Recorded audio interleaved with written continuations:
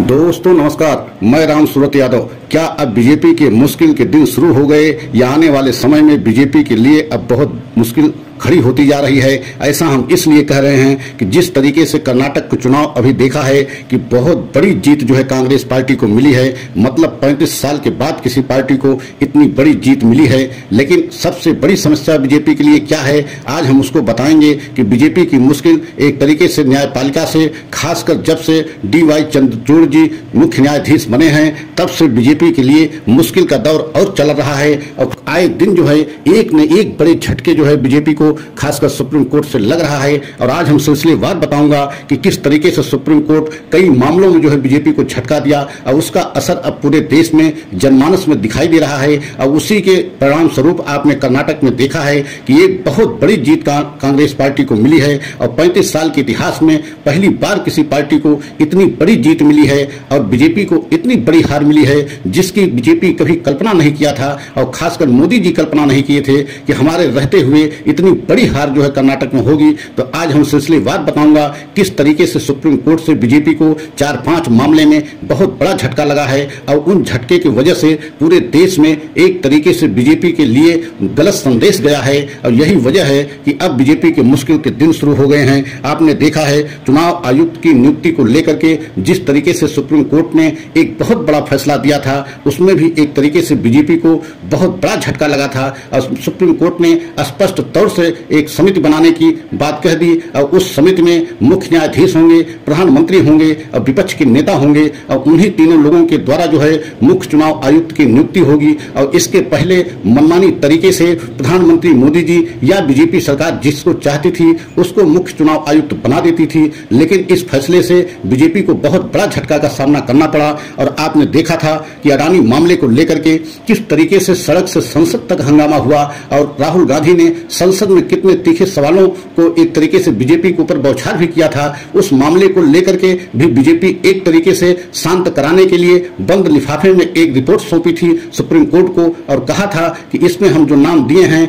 इनके जो माध्यम से एक कमेटी बना दी जाए और जो है जांच अडानी के मामले में कराई जाए, हमें कोई आपत्ति नहीं है। लेकिन उसमें भी सुप्रीम कोर्ट एक बहुत बड़ा झटका दिया, स्पष्ट तौर से मना कर दिया कि हम किसी बंद लिफाफे में आपके नाम को स्वीकार नहीं करेंगे, नहीं जो कमेटी बनाएंगे उसमें आपके द्वारा सुझाए हुए नामों को शामिल करेंगे। हम स्वयं कमेटी बनाएंगे और उनमें जो नाम हम रखेंगे और उन्हीं को द्वारा जांच हम कराएंगे। आप उसमें देखा कि कमेटी सुप्रीम कोर्ट ने बनाया और 2 महीने के समय दिया, जांच पूरी होने वाली है, वह भी अब रिपोर्ट आने वाली है और उसमें भी बीजेपी को झटका लग सकता है। और आप तीसरा आपने देखा है कि दिल्ली के मामले को लेकर के दिल्ली सरकार की तरफ से जो है याचिका दायर थी और उसमें भी बीजेपी को बहुत बड़ा झटका लगा। और स्पष्ट तौर से जो है एक तरीके से सुप्रीम कोर्ट ने दिल्ली सरकार की बात को मानते हुए, स्वीकार करते हुए एक बहुत बड़ा फैसला दिया कि अब जो है दिल्ली में किसी भी अधिकारी की पोस्टिंग एवं नियुक्ति दिल्ली सरकार करेगी और उसमें LG का हस्तक्षेप नहीं होगा।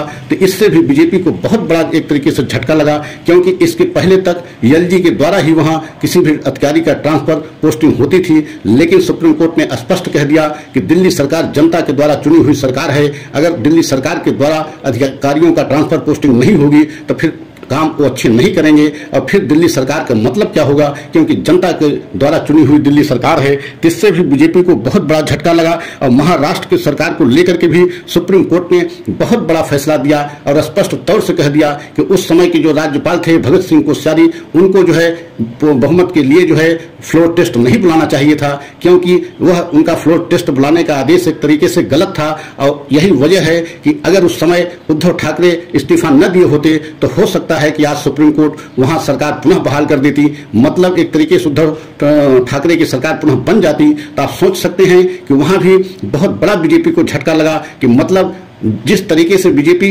कई ऐसे मामले को मनमानी तरीके से अपने हिसाब से किया, उसमें अब बीजेपी को बहुत झटका लग रहा है, खासकर सुप्रीम कोर्ट से। और आपने देखा है कि इस समय अभी महिला पहलवान जो है धरने प्रदर्शन पे जंतर मंतर पे बैठी हुई हैं और करीब 20-25 दिन से बैठी हुई हैं और उनको किस तरीके से FIR लिखाने के लिए जद्दोजहद करनी पड़ी है। और आखिरकार उनको सुप्रीम कोर्ट का दरवाजा खटखटाना पड़ा और सुप्रीम कोर्ट की तरफ से एक तरीके से दिल्ली जो है पुलिस को नोटिस जारी की गई और उसमें पूछा गया, तब जाकर के दिल्ली पुलिस जो है एफआईआर दर्ज किया। आप सोच सकते हैं कि इसमें भी बीजेपी को बहुत बड़ा झटका लगा। दिल्ली सरकार एवं खासकर बीजेपी सरकार नहीं चाह रही थी कि इसमें किसी तरीके से एफआईआर हो, लेकिन जब सुप्रीम कोर्ट ने दिल्ली पुलिस को नोटिस जारी किया तब जाकर के उसमें जो है एफआईआर हुई। और लेकिन अभी एफआईआर के हिसाब से महिला पहलवानों का कहना है कि जब तक ब्रजभूषण शरण की गिरफ्तारी नहीं होगी हम धरने से नहीं उठेंगे। मतलब अभी धरना प्रदर्शन जारी है। आप सोच सकते हैं कि एक से बढ़ के एक जो है सुप्रीम कोर्ट से ऐसे फैसले आ रहे हैं जिससे